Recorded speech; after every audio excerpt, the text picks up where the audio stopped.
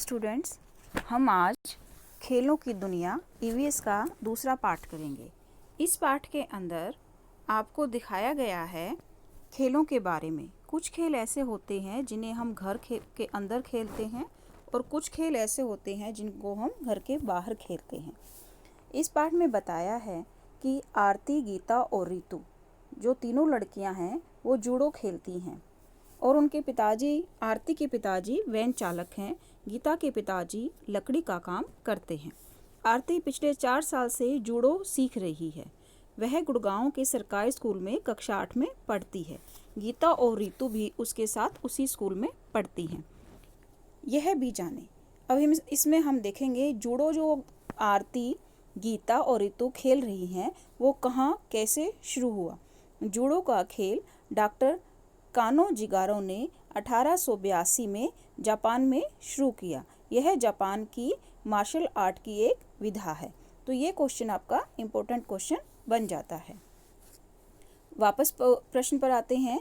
आरती ने जूडो में राष्ट्रीय स्तर पर तथा गीता ने और रीतु ने राज्य स्तर पर कई पदक जीते हैं।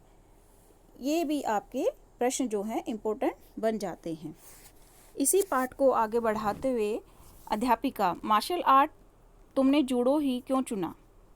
आरती, मुझे ये अच्छा लगता है। इस तरह से पाठ के बारे में अध्यापिका और रीतु और गीता के आपस में बातें होती हैं। अध्यापिका उनको बताती है कि खेलों को खेलने से हमारे शरीर को पुष्टि मिलती है, हमारे मानसिक और शारीरिक विकास होता है। हम खेलों से पारस्परिक सहयोग, सहभागिता की भावना का विकास होता है और हम सहयोग की भावना से खेलते हैं। हमारे अंदर आत्मविश्वास बढ़ता है। इस तरह से हमने इस पाठ के अंदर ये जाना। आगे हम देखते हैं कि योगा क्या है। योगा भी एक तरह का अभ्यास है। इसके द्वारा हमारा शरीर जो है वो चुस्त पुस्त बनता है। इस पाठ में कई तरह के योगा के चित्र दिखाए गए हैं। हम देखते हैं ये चित्र क्या है। ये चित्र है भुजंगासन, ध्रुवासन और ये है ताड़ासन। आसन के द्वारा हम अपने शरीर को स्वस्थ रखते हैं। ये आपके प्रश्न दिए गए हैं। इन प्रश्नों को आप पाठ में पढ़कर और कॉपी में करेंगे। अगला हम पढ़ते हैं तरीके आत्म सुरक्षा के। मार्शल आर्ट के द्वारा हम अपने आत्म सुरक्षा कर सकते हैं। जूडो के अलावा कराटे, ताइक्वांडो, कुंफू, केरल का कलारीपायटू, महाराष्ट्र का मर्दानी खेल, मणिपुर का थंगटा, ये खेल जो हैं ये सभी मार्शल आर्ट के हैं और आत्म रक्षा के खेल हैं। इनके द्वारा हम अपने हाथों से अपनी रक्षा कर सकते हैं। पैरों के द्वारा, हाथों के द्वारा उनका प्रयोग करके और हम अपनी रक्षा कर सकते हैं।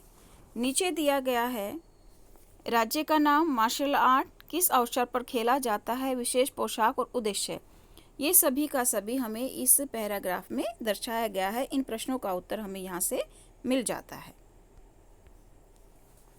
भारतीय मार्शल आर्ट के अलावा कुछ पारंपरिक खेल भी हैं, जैसे गिल्ली डंडा, कबड्डी, खो खो। ये खेल कैसे हैं? जो हमारे अपने पारंपरिक खेल हैं जिनको हम पहले से खेलते हुए आ रहे हैं। आप भी आजकल भी खेलते हो। आँख मिचौली, स्टापू, पिट्ठू, पतंगबाजी, कुश्ती, तलवारबाजी, ये सब खेल के ही प्रकार हैं। इस तरह से हम खेलों से क्या सीखते हैं? हम खेलों से सीखते हैं सहयोग की भावना, शरीर को संतुलन करना। नीचे दिए गए प्रश्नों को सोचो और लिखो। आपने अपनी कॉपी में करना है। कुश्ती का दमखम। कुश्ती भी एक प्रकार का खेल है। कुश्ती में अलग अलग नाम दिए गए हैं। हनुमती कुश्ती, भीमसेनी कुश्ती, जामवती कुश्ती, ये इन खेलों के कुश्ती के ही प्रकार हैं। इस तरह से हम ये देखते हैं कि खेल किस तरह से खेले गए हैं। इन प्रश्नों के उत्तर आप करेंगे और कल कॉपी में मुझे करके दिखाएंगे। अगला भाग हम दूसरी वीडियो में करेंगे। तब तक आप इन्हें कंप्लीट कीजिए और पूरे पाठ को बिल्कुल ध्यान से पढ़िए और इन प्रश्नों को समझिए। अगर